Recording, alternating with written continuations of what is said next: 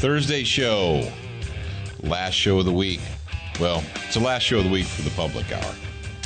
Second to last for the dedicated hardcore people. How you guys doing today? You doing all right? Doing okay? You making it? Jared didn't want to turn the microphones on because he was afraid that I couldn't make it through this public broadcast hour and maintain a family-friendly rating. He was very concerned that I was going to say I was going to use adult language. But I promised him that I would do my very best not to use adult language because, quite frankly, I'm infuriated.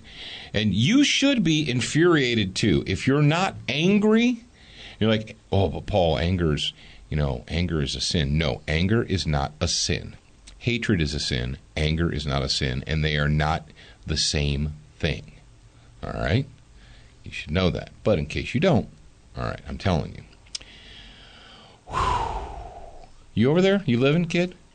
Yeah, I'm just trying to get everything. Is your mic on? Yeah, now it is. Is your phone muted so it doesn't ring? Yeah, I just checked that. Mine is. The host's phone is muted so it does not ring during the show.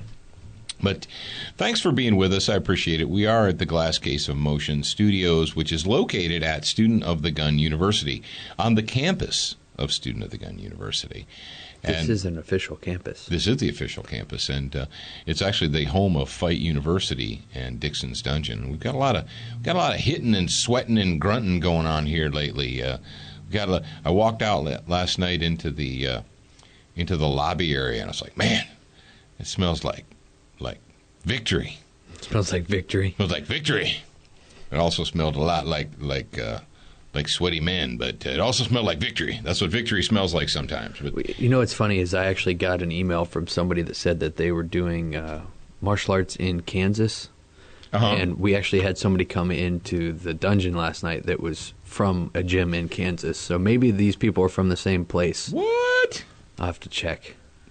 That's a weird coinky-dink there, huh? That someone would come in here from Kansas. Well, welcome. Welcome there, Jayhawk. We have a Jayhawk in our gym now.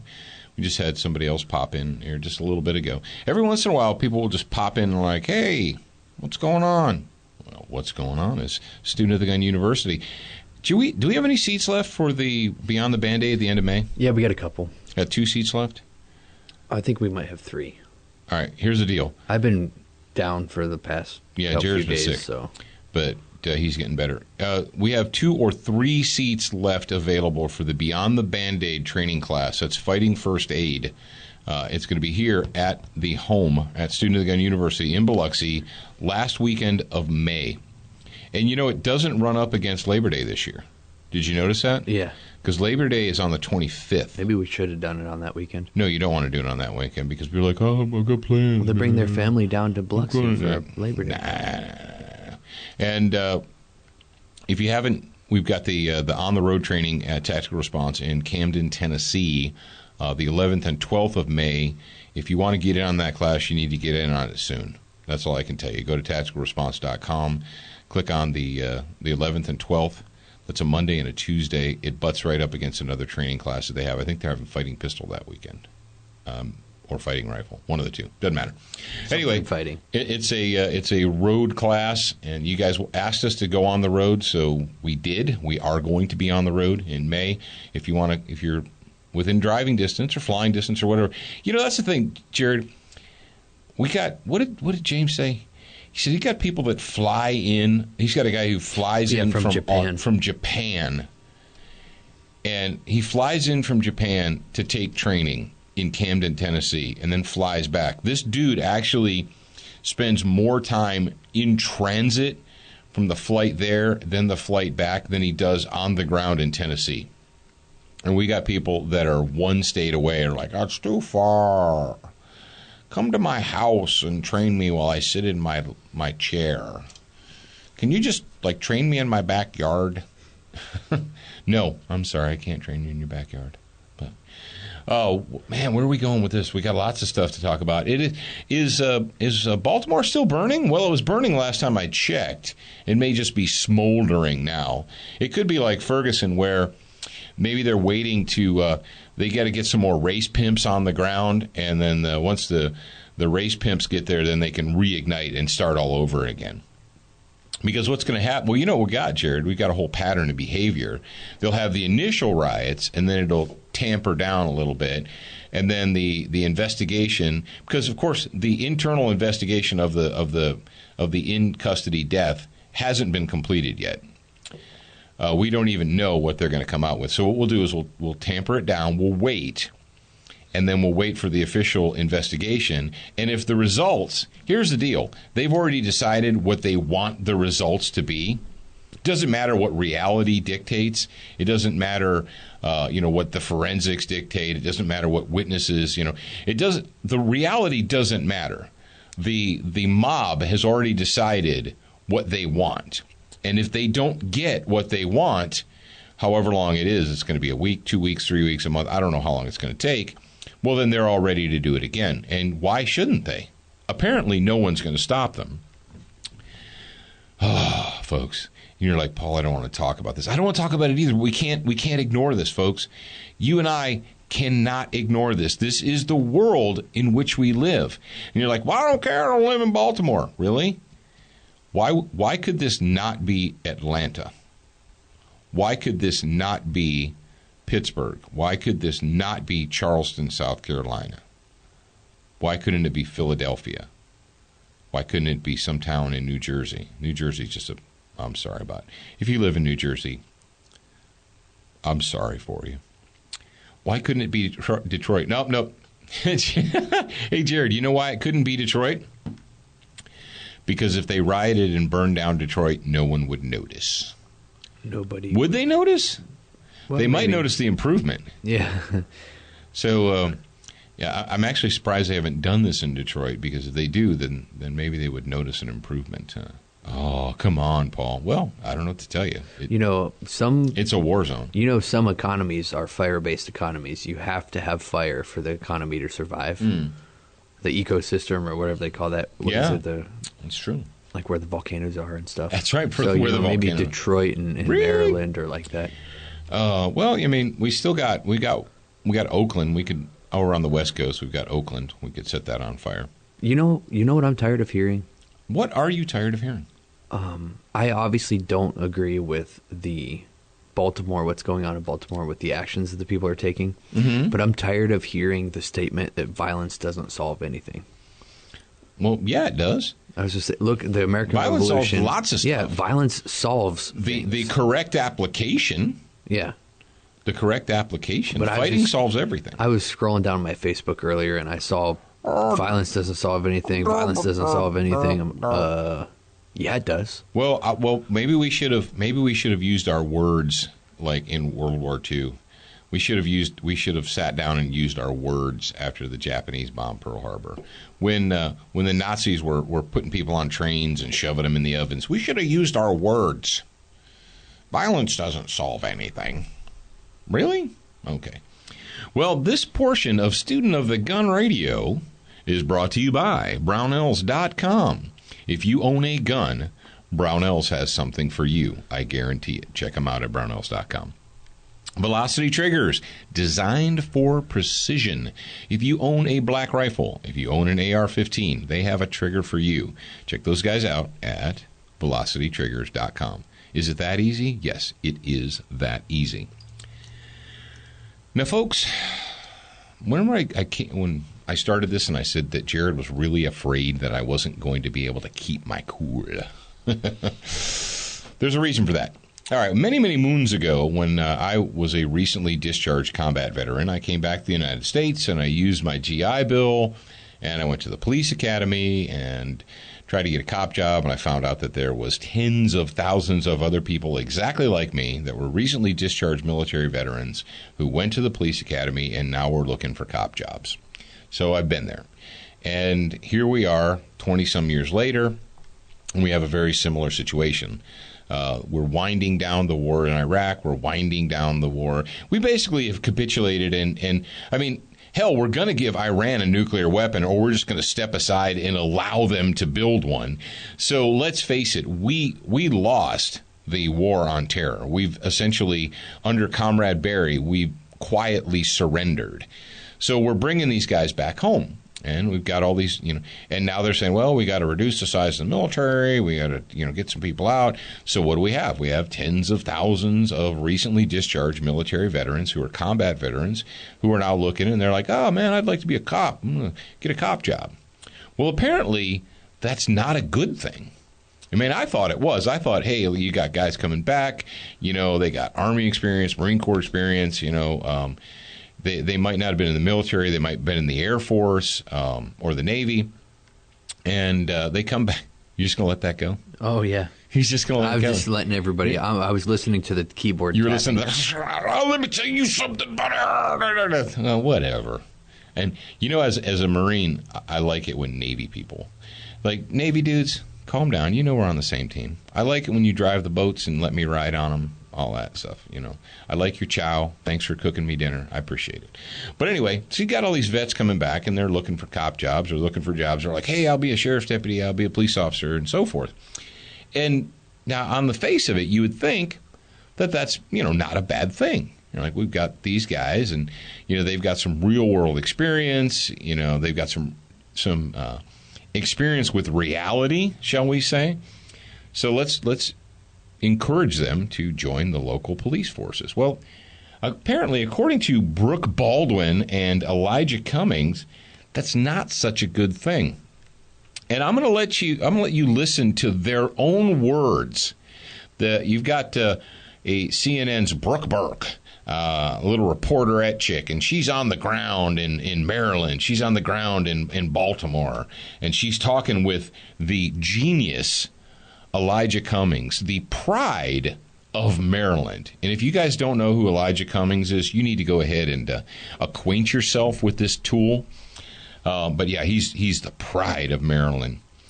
We're going to let you listen to their own words, and they're discussing, as the clip begins, they're discussing law enforcement and police officers in and not only in and around Baltimore, but in the nation. Listen to what they have to say.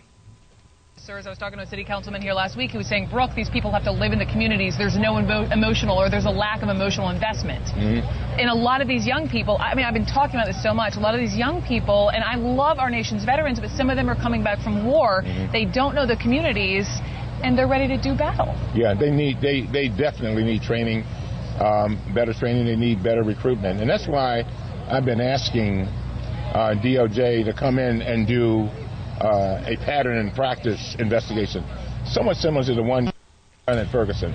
We really need to look at our police department from top to bottom and bottom to top to figure out exactly what is being done. Wow. Did you hear that? Or what did you learn from your mommy and daddy? Or what did you learn from me? I'm not your mommy, I'm not your daddy. But what if we said, how do you know someone's lying to you? Or what comes after but?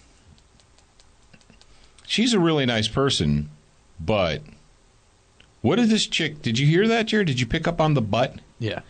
I really love our military veterans, but they're coming home. And she's when you first listen to this, you think, and she says these young people, this and that. You're thinking that she's talking about the looters.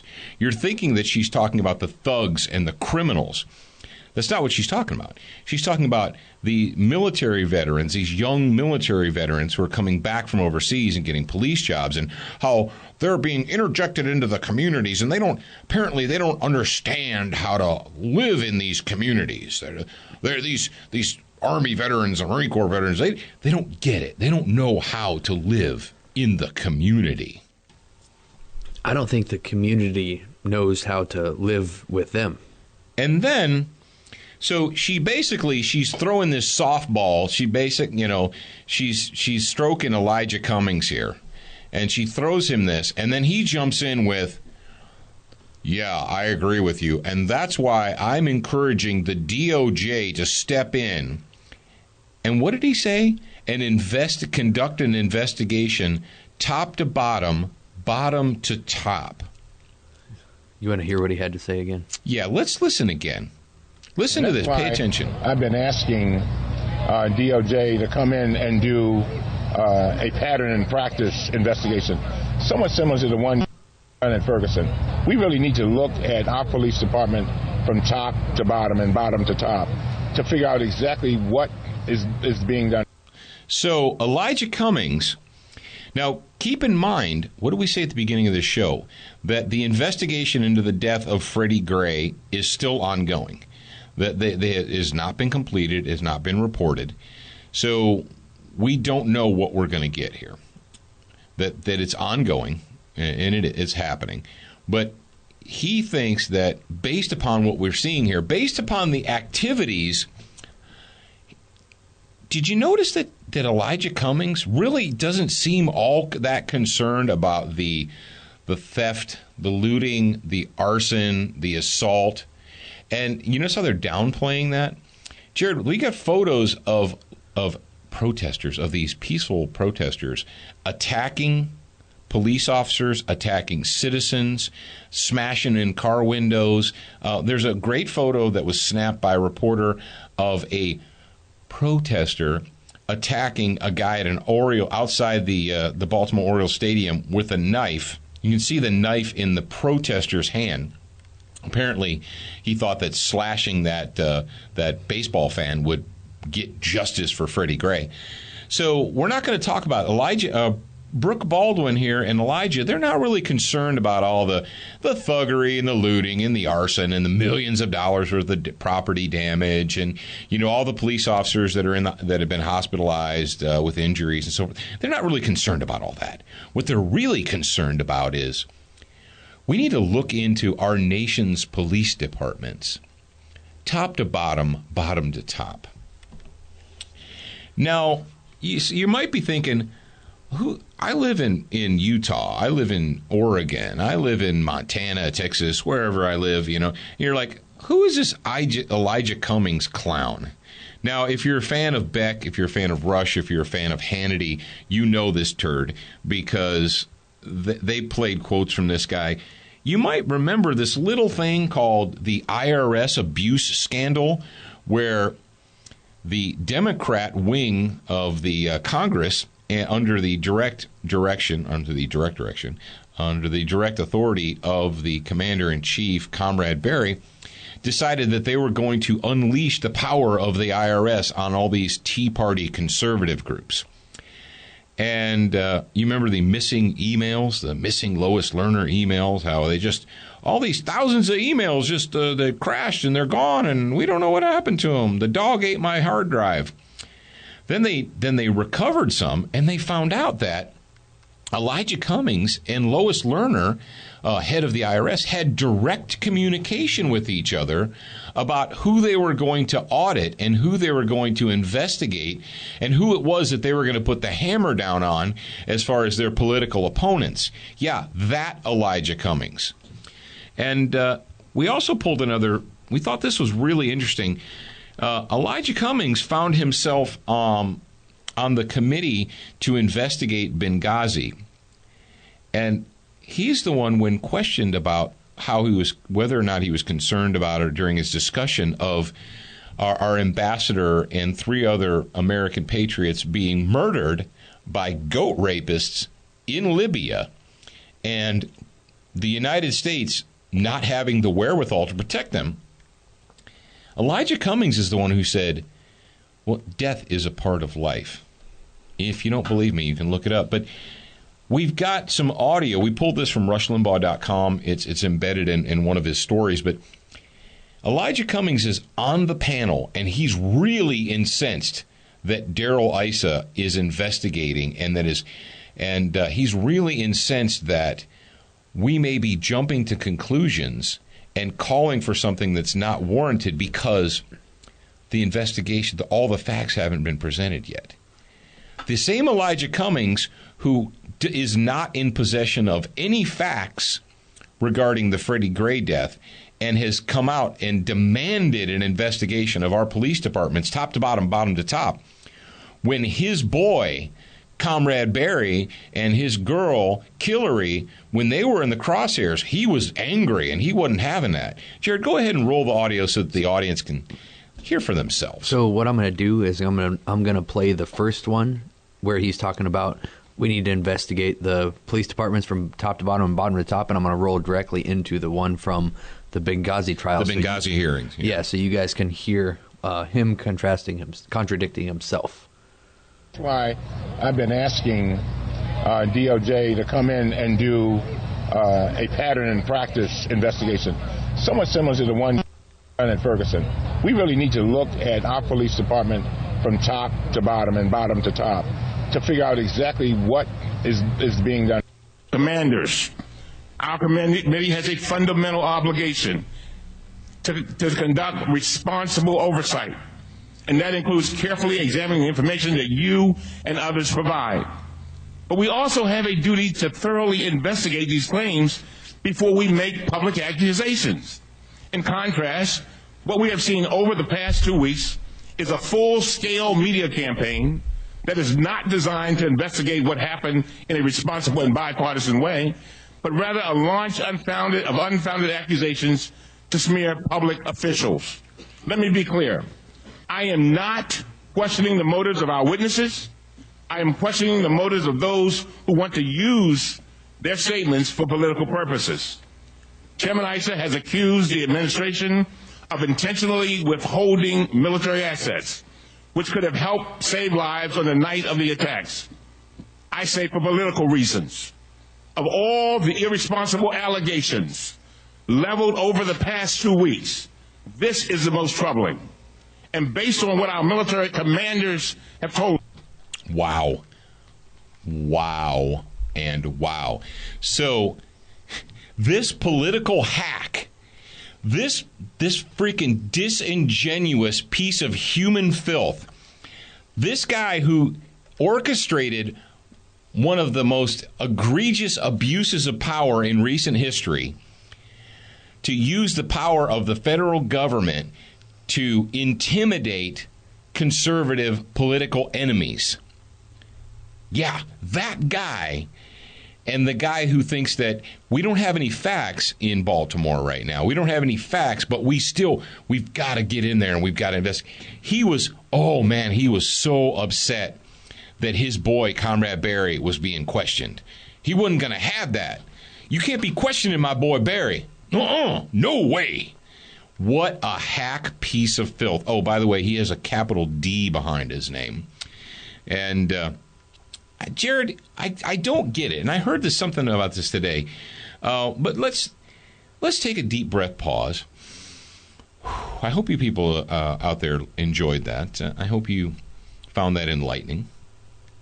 But we're about halfway through the show. I'm going to take a deep breath, and we're going to consider some more. But before we do that, I want to take a moment to acknowledge our friends, good people, like Dr. Dan at SWAT Fuel, SWATfuel.com. Special weapons and tactics for the body. I use it. Jared uses it. It's good stuff. Check them out at SWATfuel.com. They got a new web store. Go there. Century Arms, CenturyArms.com. If you haven't looked at their new website yet, you need to do yourself a favor and do so. Go there. Check them out. Oh, real quick, while we're still on the subject of SWAT Fuel, Dan and I, we were on the phone the other day, and we decided to, the grad program obviously gets their 20% discount. I sent them the code last week, but we're going to bring back the discount for the public. Oh, are we? For you guys, yeah. Aww, everybody can hear my voice. You're so sweet. Yeah. So I am sweet, aren't I? You're so sweet. You're not supposed to tell everybody, though. So the code is going to be the same, SOTG2015, and you're going to get 10% off as a public listener. And you're welcome. All right. Well, rock on. There you go. And Crossbreed holsters. If you need to carry a gun, you want to attach a gun to yourself, to an object, you want to put it in a purse, a bag, a shoulder bag, a briefcase, you want to wear it on your belt, you want to wear it in your waistband, Crossbreed Holsters has an option for you. And they can make a holster for one of hundreds of guns. And they're made in the USA by upstanding Americans. And that's all I'm going to say about that. So check them out at crossbreedholsters.com. Now, this is what I was really perplexed about. You guys remember, I talked about this a little earlier in the week, but I went ahead and pulled it up. And this article is from thebaltimoresun.com. And we talked about this last summer, but I'm going to talk about it again. The title of the story is Federal Judge Upholds Assault Rifle Ban. Judge found no constitutional violation of the new Maryland law. A federal judge on Tuesday upheld Maryland's new ban on assault rifles and magazines capable of holding more than 10 rounds, handing at least a temporary victory to state officials who say the measures could ward off mass shootings. What about mass looting? What are they doing about mass looting? Apparently nothing. A collection of gun owners, stores, and industry groups has sued the state, saying the ban violates the Second Amendment. But we don't really care about that crap because Judge Catherine C. Blake, she disagreed. Oh, dude, I forgot about Kathy Blake because remember I called her Kathy Bates? She says, this is what Kathy Blake said. This is the minority versus majority thing. Remember this, Jared. You remember this now about the Minority Report? You're making that face. It's okay. Judge Catherine C. Blake disagreed with the lawsuit, writing flatly. She wrote flatly. I usually write flatly. I find if I try and not write flatly that it messes my penmanship up. But it says, I find the law constitutional. Blake's decision adds to a growing list of legal victories in states that wish to tighten their gun control laws. What a bunch of scumbags. And it goes on, it says, come on, where is it in here? There's all kinds of nonsense from these trash bags. I don't know what you're looking for. Where she said that the decision allows us to, where it says that the entire class. Oh, here we go. Blake, who was appointed by Bill Clinton. And is that what it says? Yeah, she was appointed by Bill Clinton. Essentially, she says that it is a... Oh, come on, find it. Talk to these people while I read. Well, okay. So this chick, I didn't know who... I didn't know that you referred to her as Bates last time. Yeah, I know. Oops. Yeah, oops. But anyway, Catherine C. Blake, I want to know, so one of these quotes here says, I find the law constitutional. Mm-hmm. And so my question is, what is she basing that off of? How does she find this law constitutional? She because apparently if can't you read the Constitution. You can, I don't even know. She's granted herself the authority to reread the Constitution because you peasants don't see all the intricacies in there. Yeah. So, oh man, this is ridiculous. I just can't. I can't understand and I can't comprehend where how a judge. This chick obviously has a degree in law of some sort, or she could be a judge. Okay, here's a quote I want to say. She wrote that they seem to be military-style weapons designed for offensive use. So she's already got a bias against firearms and guns. It says Blake did not rule on whether the weapons or magazines are protected under the Second Amendment, but even if they are, she wrote that the bans are a legitimate way for the state to enhance public safety. The law, quote, seeks to address a serious risk of harm to law enforcement officers and the public from greater power to injure and kill presented by assault weapons and large capacity magazines. That statement right there should recuse her from ruling on this because she has a presupposed bias against in the case. She's already decided that peasants shouldn't be allowed to own these certain kinds of guns.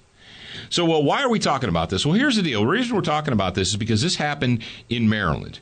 So here, let's consider Maryland for a second. Maryland has very strict gun control laws. Maryland has this brand new assault weapons law where you can't have any guns that hold more than 10 rounds, and they're bad and they're evil and all that. You have to get a special permission slip. Let's look at Baltimore. Baltimore has an African American. I'm sorry. I can't. Where did this? I can't say that. She's black. Okay, where did African American come from? Could we have that discussion? Why did they start calling black people African Americans? Well, I don't know. To confuse people. Or when did that happen? When did that transition? Well, first of all, Africa is a continent, not a country. Yeah, I know, but that's what I'm saying. Can I call myself European American and hyphenate it and tell everyone that they have to refer to me as European American? Well, if you're Am I allowed to do that? Do I have the authority? If you're American when you're outside the bathroom, what are you when you're in the bathroom? European. Exactly. Yeah. So I guess you and could be when European. when you leave, you're Finnish. Yeah. So you and could before you go, you're Russian. And I guess we are in 6th grade now. Yeah. So Baltimore. Why is Baltimore in such a state of upheaval? What do we have in 2015? Shouldn't everybody who lives in Baltimore be a happy camper? Shouldn't all these thugs and criminals and scumbags, shouldn't they be happy? They have a black Democrat mayor. They have a black chief of police. They got Comrade Barry, who's, in office there. They've got Elijah Cummings, who's, down with the struggle. Every time they get an opportunity in Maryland, they vote for big government. The Democrats have been running that place for years and years and years and years. Now, I believe the new governor, I think Hagan is a Republican, and that's really gonna bite him in the butt because he's got the wrong letter behind his name. But what are they complaining about? Shouldn't everything be great? I mean, seriously, what are we told constantly? We're told constantly that Republicans and conservatives, they don't care about people. They only care about corporations. And so, okay, here we go. We have a major metropolitan area that is run by Democrats, liberals, good, card-carrying socialists, and they're spending money upon, hundreds upon thousands upon millions of dollars on the city, on schools, on this. And they come out and they tell us, it's not enough. We have to spend more money. We need more government. It's like, are you insane? Well, you obviously are insane because that's the definition of insanity. Now, yesterday we did play the audio yesterday of Dingle Nuts up there hyphenated about destroy, giving them room to destroy. We got to give the looters, we got to give them room to destroy.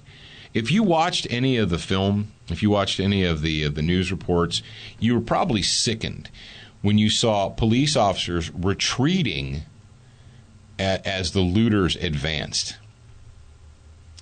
Did you ever think that you would live in a country where the lawless could push the law enforcement officers out of the way? Where law enforcement officers would deliberately remove themselves from the area to allow the lawless to destroy, to rob, to burn.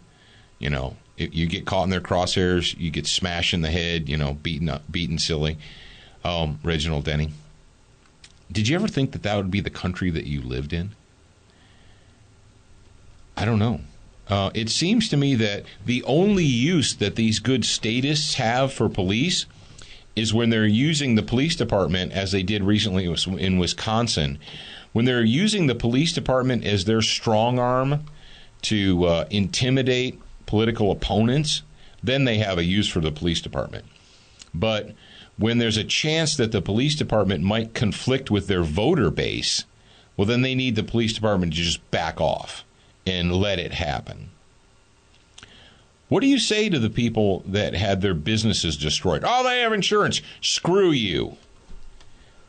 Really? That makes it okay? You put your blood, sweat, and tears into your business, and some thug comes along and destroys it, and then some dimwit's going to look at you and say, well, you got insurance, right? It makes it okay. Really? It makes it okay. What do you say to the people who are now scarred via the attacks? What do you say to people who stood and watched their businesses, homes? Why do you burn down a senior center? Oh, for justice, right? Or for justice. We're going to get justice for Freddie Gray by burning down the CVS. Yeah, because, boy, CVS had it coming. Folks, the world that we live in is not the world I was born into. It's not anywhere close. I don't even recognize this nation anymore. I don't recognize the inhabitants of this nation. I don't understand, as a police officer And here's the sick position that we're putting police officers into. On one hand, we've got these political hacks in Wisconsin ordering police officers to go out and do their bidding to intimidate their political opponents.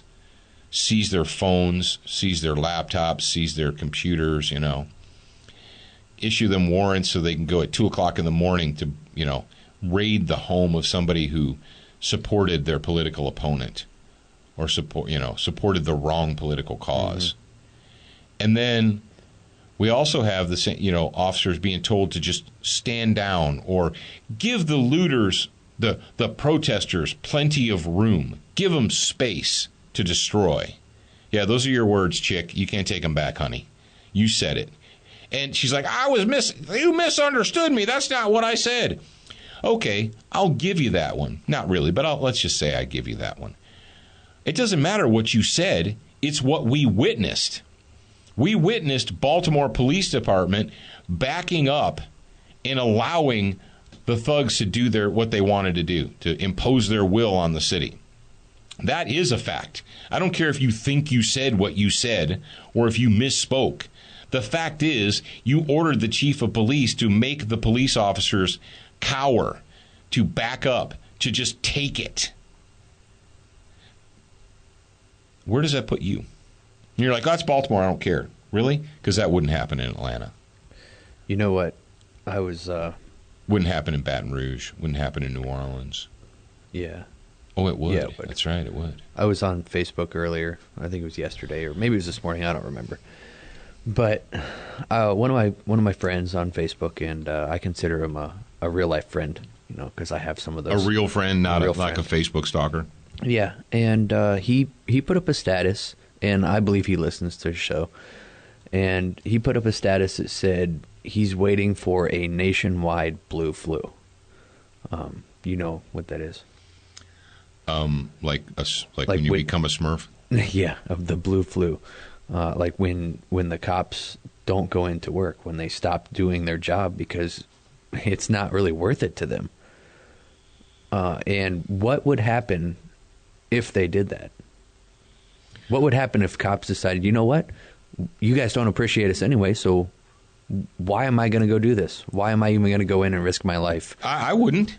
Seriously. I mean, so they're just supposed to stand there and let people throw bottles and rocks at them. Yeah, but the problem is that everybody that is like you and that is actually has, well, not everybody, but everybody, most of the people that are like you and would not go in to work to protect people that don't appreciate it aren't in the police force anymore. They all got out because of that specific reason. Yeah. Jared, when the Freddie thing first broke and they're like, oh, I posted something. I said, why are there police officers in Baltimore? And they're like, oh, that was pretty glib and stupid of you. No, I'm serious. Why are they there? The city obviously doesn't want them to be there. The thuggery doesn't want them to be there. And when they try to, quote unquote, enforce the law, they get pushback, not from the citizens, but from the people that employ them. And the people that employ them pay more attention to the criminals and the opinions of the criminals and the thugs than they do of the law-abiding. Have you noticed that lately? We give the thuggery, the criminals, the vermin of society, they have a voice, and they have legitimate grievances, and we need to listen to their legitimate grievances. But when you're a store owner and you have to start all over again from nothing because your shop is now ashes, thousands of dollars worth of merchandise that you took out loans for, put in your shop, now it's been stolen and destroyed. And you're before the insurance company will even come out and talk to you, you need to cough up your $1,000 deductible. If it's that low. It may be $3,000, $4,000, $5,000. They won't even talk to you until you cough up your deductible. They're like, well, we can do this, but you got to blah, blah, blah. Yeah, even if you record every single item, and if they agree, and insurance companies, let me tell you what, they suck. I know they're a necessary evil, but they suck. they nickel and dime you. They play this little game. Well, we're going to approve these items, but we're not going to approve those items. Yeah, but those items were stolen. Yeah, I know, but we think that those fall under a category that we're not going to cover. So let's just say a miracle happens, and they get to the insurance company comes in and is going to reimburse them for everything. They're still out a very minimum $1,000. And then the time. Are they going to be reimbursed for the entire time that they're closed? That they're unable to provide a living for their families? What if they have employees? You got a store that has 5 employees. It burns down. Employees are gone. Oh, it's okay because there's unemployment. Oh, that's right. Because the answer is to get more and more people on the government dole. Hey, unemployment is not the government dole. When you extend unemployment benefits to 199 weeks or 99 weeks, that's almost 2 years, it is the government dole. Oh, shut up, Paul. You've never been out of work. Yeah, I have. I've been out of work. And then I went and found a job. If it's been 90, and they're like, if the economy's so bad, then why do you keep voting for Democrats? Shut up. I'm not listening to you. Go talk to somebody else. Folks, I don't even know what to tell you. We've got a government that cares nothing for the people, that gives voice to the violent thug minority. These criminals, they get a voice. Who speaks for the shop owners, for the citizens, for the people who just happen to be standing on the street when bottles started flying and smacking them in the heads? Who stands for them? Not the police. We've already determined that they have no duty whatsoever to protect you as an individual. Not only do they have no duty, but now we see city fathers, leaders, telling the police to just let the criminals do their, let them have it. That'll teach them. Let them have their space to destroy. Let them have their space.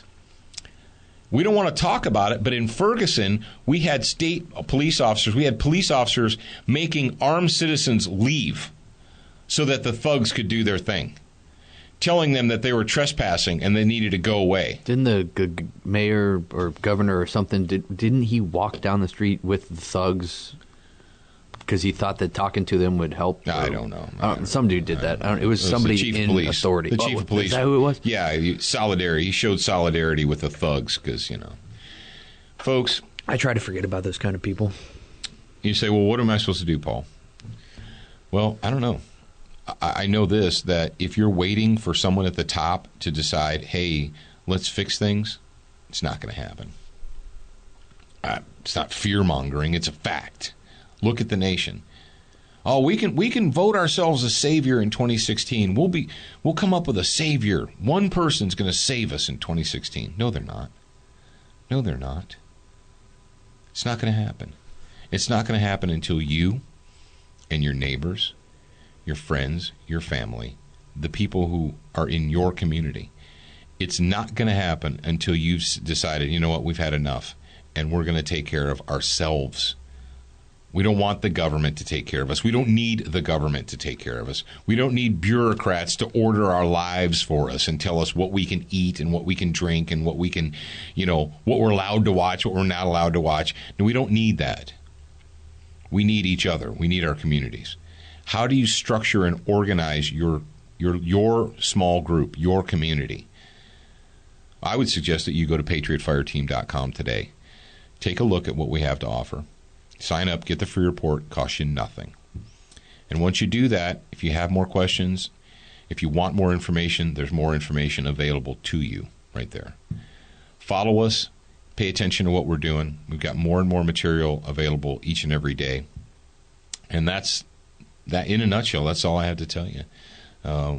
We have the structure. The structure's there. Yeah, if you most of you guys are probably already aware of the Patriot Fire Team, and you've been to PatriotFireteam.com.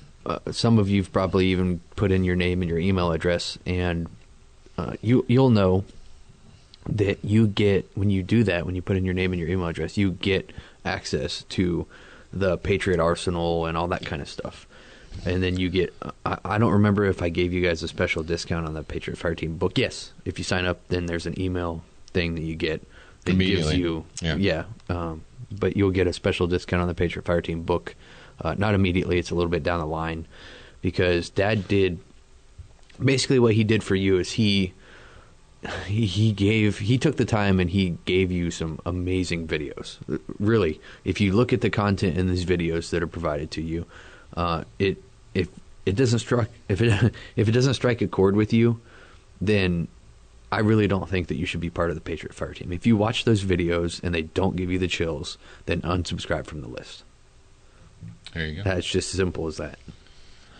All right, well, ladies and gentlemen, children of all ages, it's Thursday. We've come right up to the end of this episode. And people say, well, you point out problems, but you don't ever point out solutions. Yes, we do. We point out solutions every single episode, every single day. And we're all about education, enlightenment, and sometimes entertainment, because it can be fun. But we've tried very hard to offer solutions to the problems. It's up to you to seek out those solutions. You are the solution. It's up to you to apply them. I can't apply them for you. I can't come to your house and do it for you. You're going to have to do it yourself. All right, folks. Cat in the Hat and that be that. Buster Ram.